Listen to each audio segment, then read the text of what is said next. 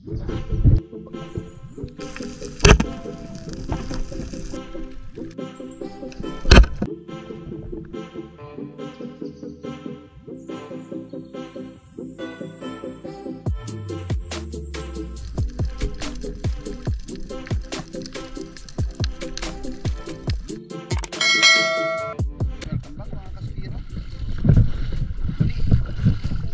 salamat sa suporta nyo, lalo na sa mga silent viewers natin.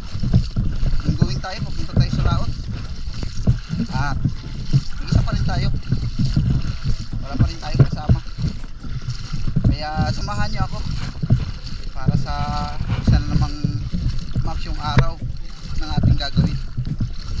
At siyempre gaya ng dati, hingin natin yung awa at tulong ng Panginoon para makauwi tayo ng ligtas at makadami tayo ng kuha.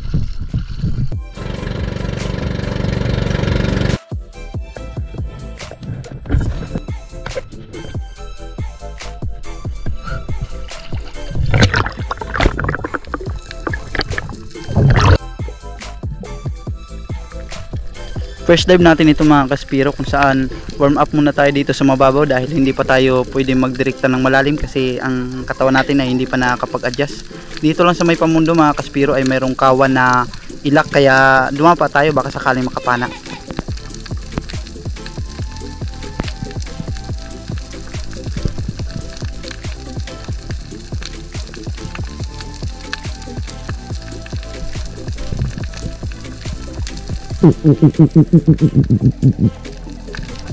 Hinintay ko muna yung pinakamalaki sa kanilang lahat at nung na-estimate na natin na aabutin, ito na, pinana na natin.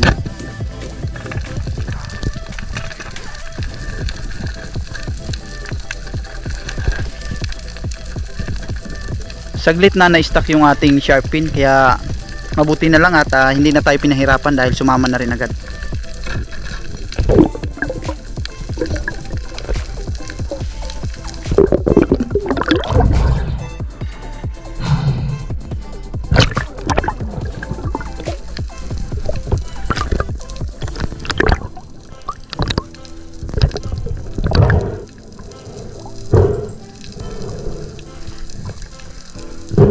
Ilang araw din mga kaspiro na hindi tayo nakapag-dive dahil sa sobrang lakas ng panahon ay hindi tayo pinapayagan.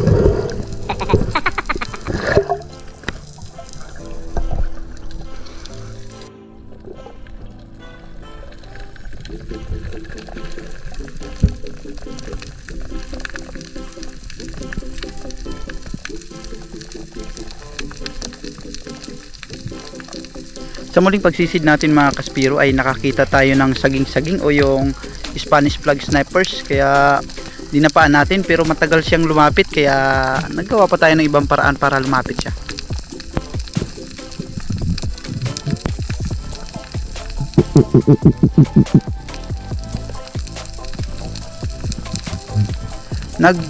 Fish call tayo mga kaspiro pero ayaw pa rin, kaya nag dash call tayo. Yun ang epektibo na parang tingin kong gusto niyang lapitan.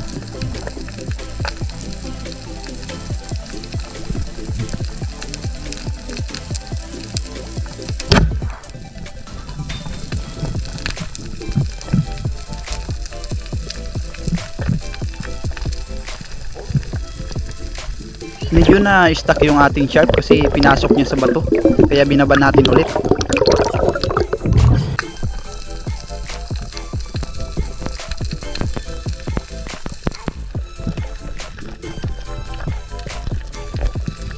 Shoutout po muna kay Dang Adventure na nagtatanong ng ating pana kung anong haba.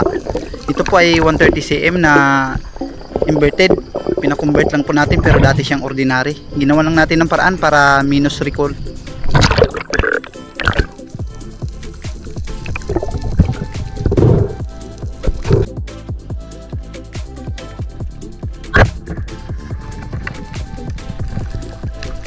Timing yung pagdapan natin dito sa pagitan ng dalawang bato na ito dahil nung saktong nakadapa na tayo ay lumabas na ito yung saging-saging na malaki, kaya pinana na natin dahil nasa dulo na siya halos ng pana.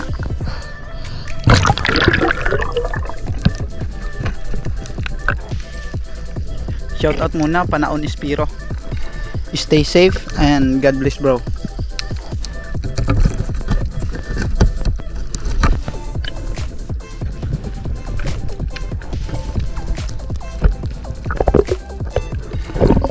Simula nung nilagyan natin ng rubber tube yung ating monoline ay parang madalas na yung pag-stuck ng ating shop sa ilalim ng bato, kaya parang plano ko na tanggalin na lang ito ulit.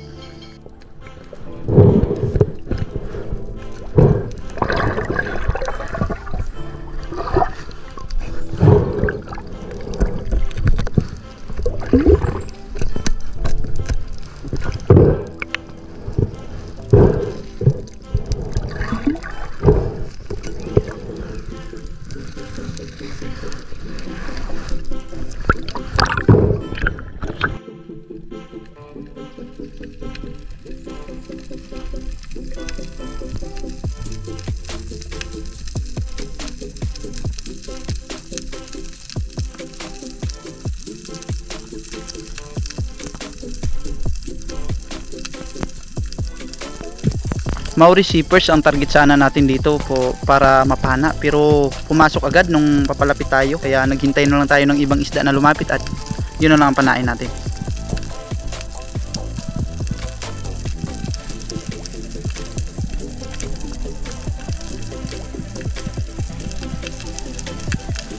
Hanggang sa napansin natin na mayroong isang yellow spotted rabbit fish na pwede na natin panain, pero bigla ako nag quick change dahil mayroon surahan na nakita tayo.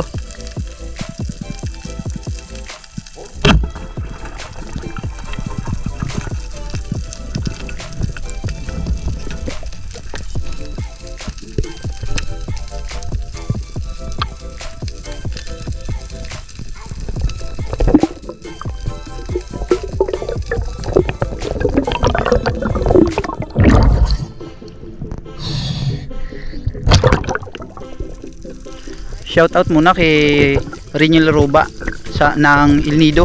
Maraming salamat dahil siya ang nagpahiram sa atin ng GoPro na kasalukuyan natin ginagamit ngayon, o yung underwater camera.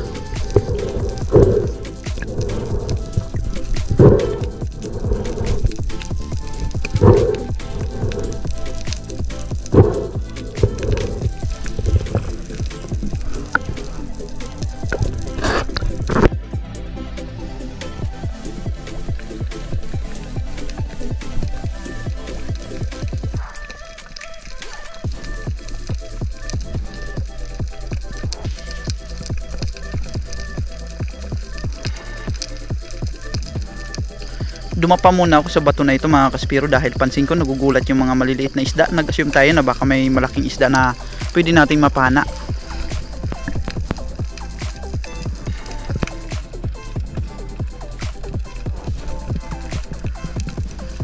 Hanggang sa napansin ko dito sa baba yung 2 pirasong oriental sweet lips, kaya inabangan natin para mapana.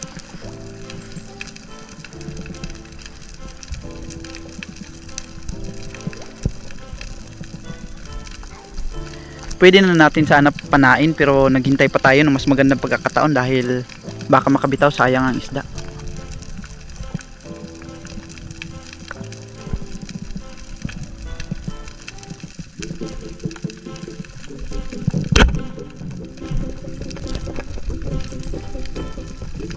Long range shot yung tira natin, pero komportable tayo dahil pababa yung takbo ng ating shop, kaya mas malakas ang pwersa niya na napapunta sa isda.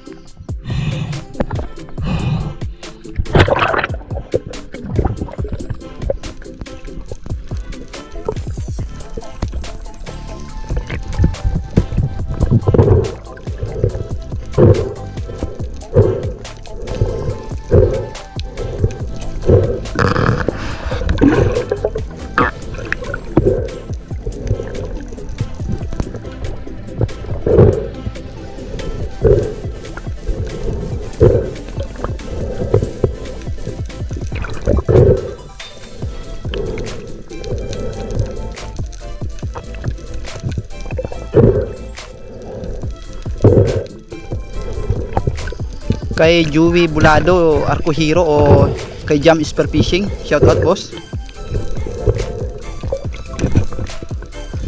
At syempre sa Master Burit Adventure, shout out din.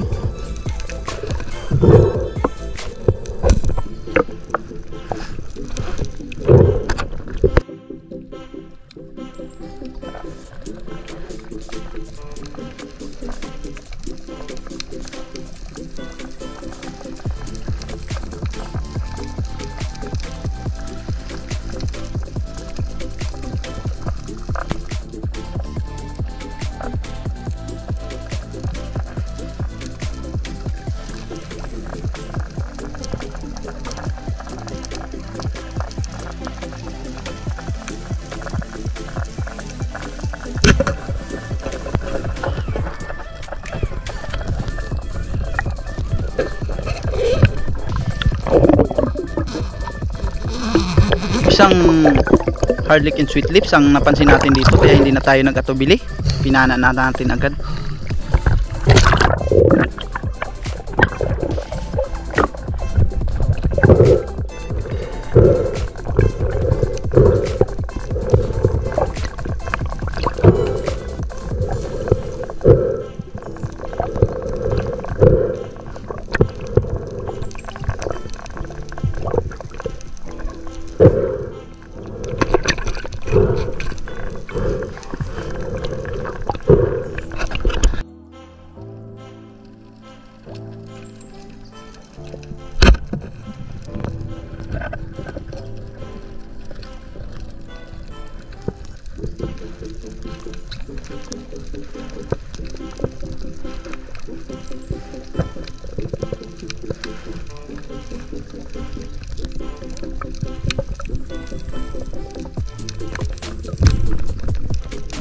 At syempre maraming salamat sa ating napakabait at supportive na trupa, ano, si Joy Adventure. Maraming salamat sa iyo, bro, dahil sa iyong monolay na binigay at sa diving mash, at saka syempre sa pag-promote mo sa channel ko.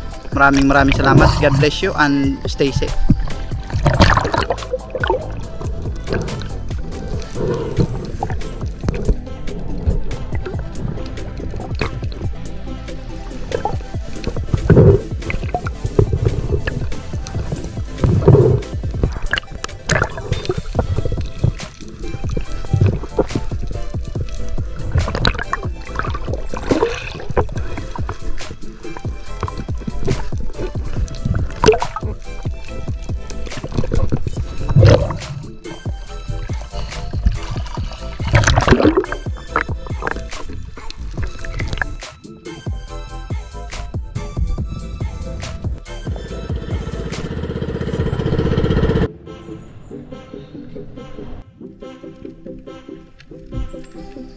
Pangalawang araw mga kaspiro, kaya naghanap tayo ng medyo malinaw-linaw na spot, at saka ito yung naging unang pagsisid natin para sa araw na ito.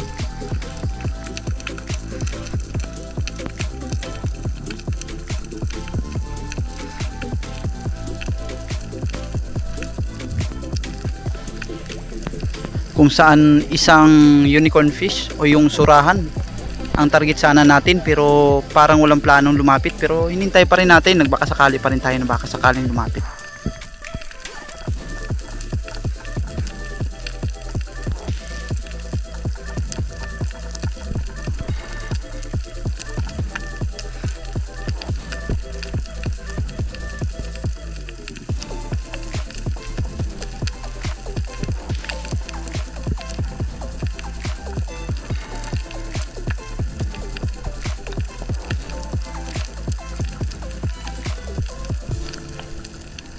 Hanggang sa isang saging-saging ang lumapit sa atin na pwede na natin sanang panain, pero hindi natin muna pinana dahil ibang isda yung prospect natin na mapana.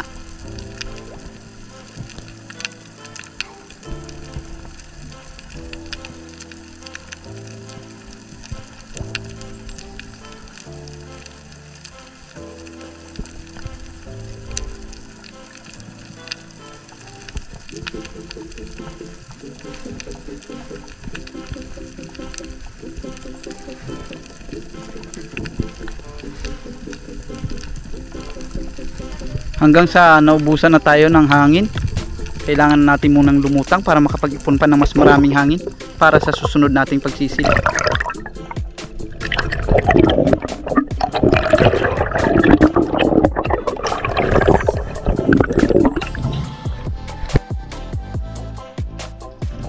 Nag-move forward ako para sana dito sa surahan na target ko, pero hindi ko na siya nakita hanggang sa napansin ko dito yung 3 pirasong mangrove snappers o yung mga gat o yung iso sa ibang tawag.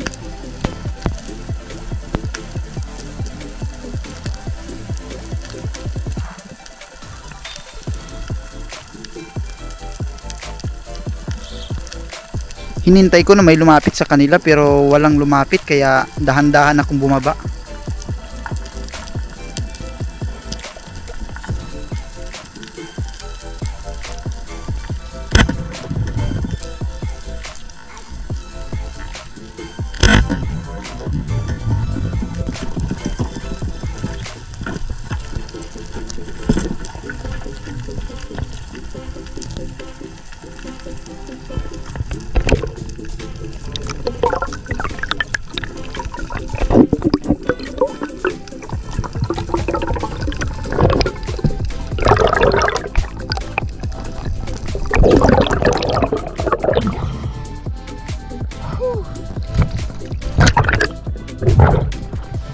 Salamat sa Diyos.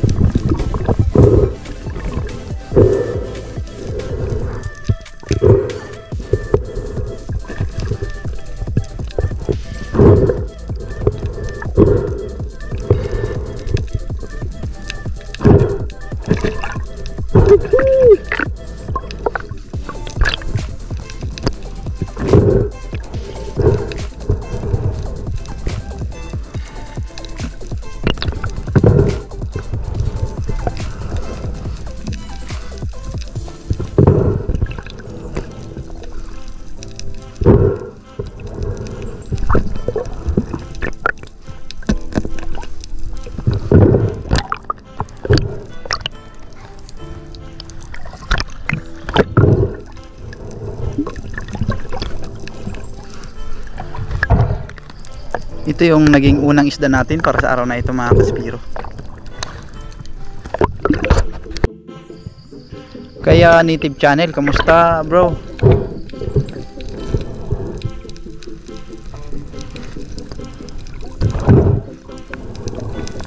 Hindi ko muna siya pinatay, mga kaspiro, dahil maaga pa, baka sakaling kung hapon na ako makauwi ay mabulok, kaya tinuhog ko na lang muna siya ng buhay.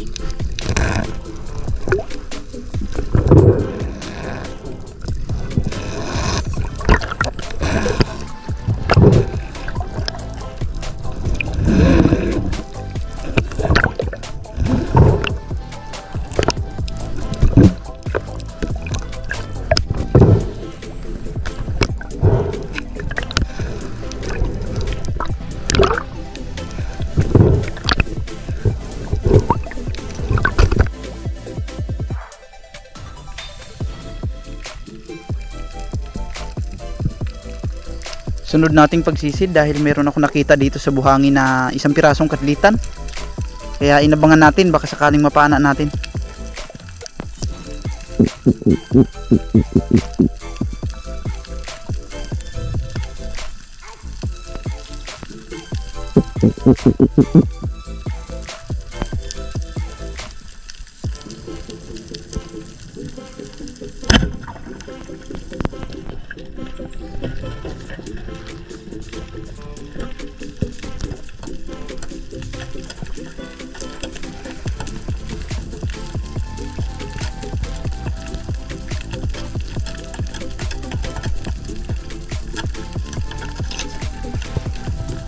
Mabuti na lang at gumalaw yung isda, kaya natanggal yung flapper natin sa pagkakaipit ng bato.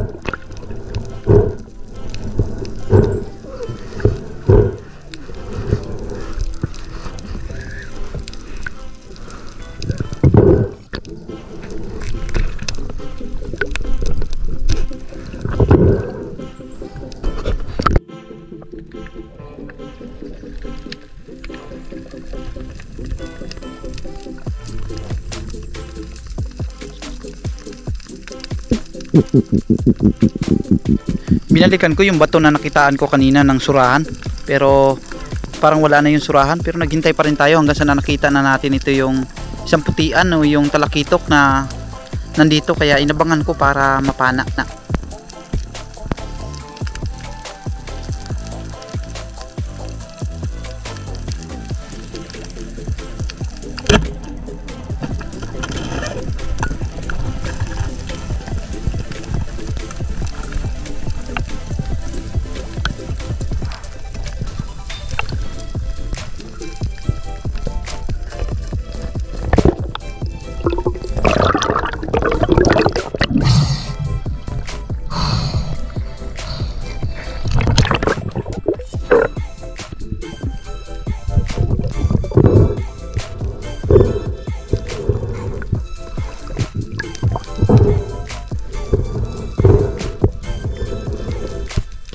Pagkatapos nga nito mga kaspiro ay nagpasya na akong maglipat dahil parang wala na akong nakikitang ibang isda, kaya lipat muna ako, hanap muna ako ng mas magandang spot kung saan pwede tayo makahuli ng marami.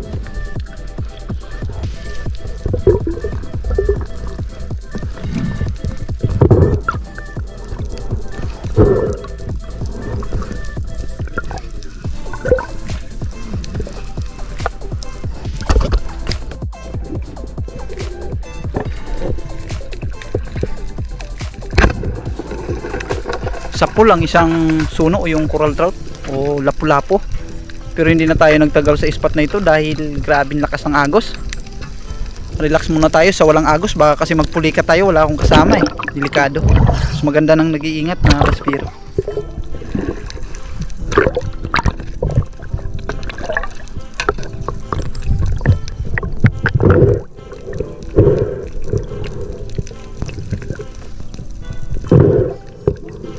Sakto 1 kilo talaga ito mga kaspiro, walang labis, walang kulang.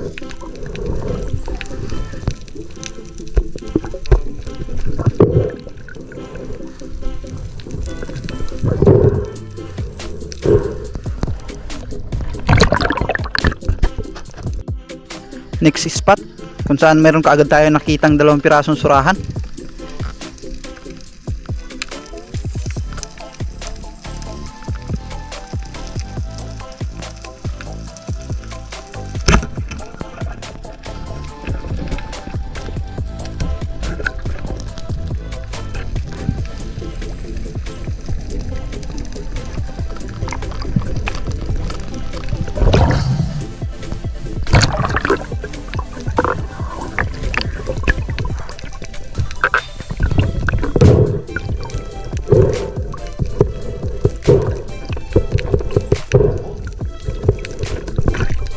Papalayo na sana siya mga kaspiro, kaya pinahabulan na lang natin, kaya yung tama niya ay bandang likod. Buti na lang at inabot.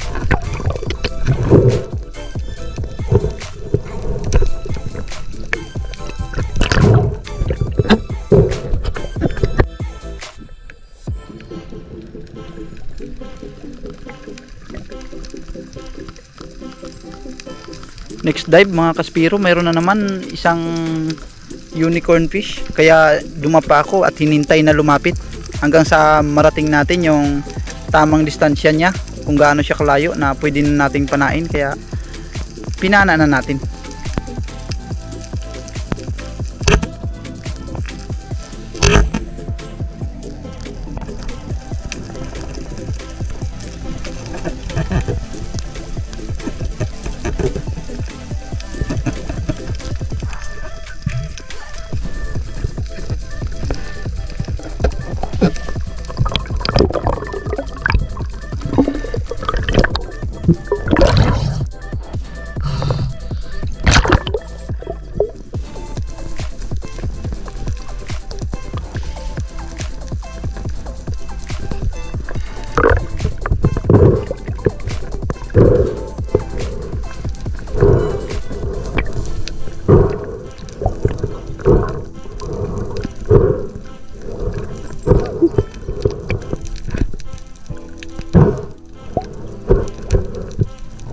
1.4 kilograms yung pangalawang surahan na napana natin. Habang yung una nating napana ay pinaiwan ko para may pang-ulam sa bahay.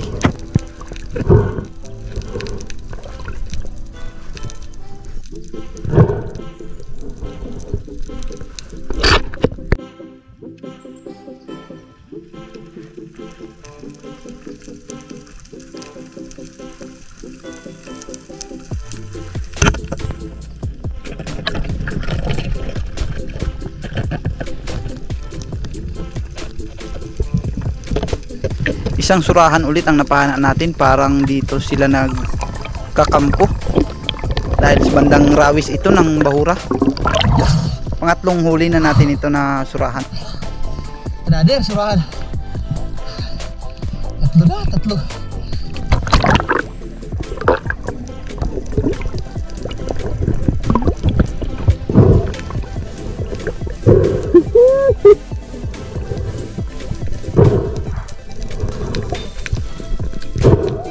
Isang 1.3 kilograms na surahan ulit.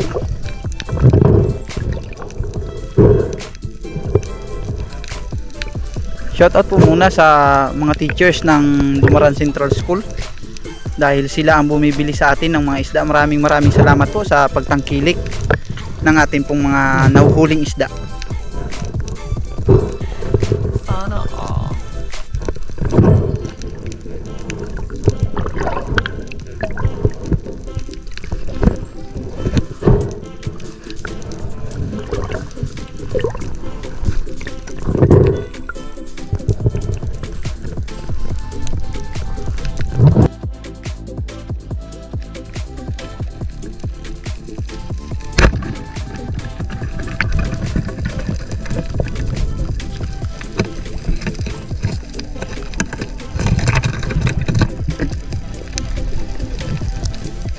Para sa apat na pagkakataon ay nakapana ulit tayo ng isa na namang surahan. Thanks God dahil marami-rami na ang nahuli natin. Pwede naman. Hanggang dito lang muna mga kaspiro. God bless po sa ating lahat at ingatan ng ating pamilya ng Panginoon.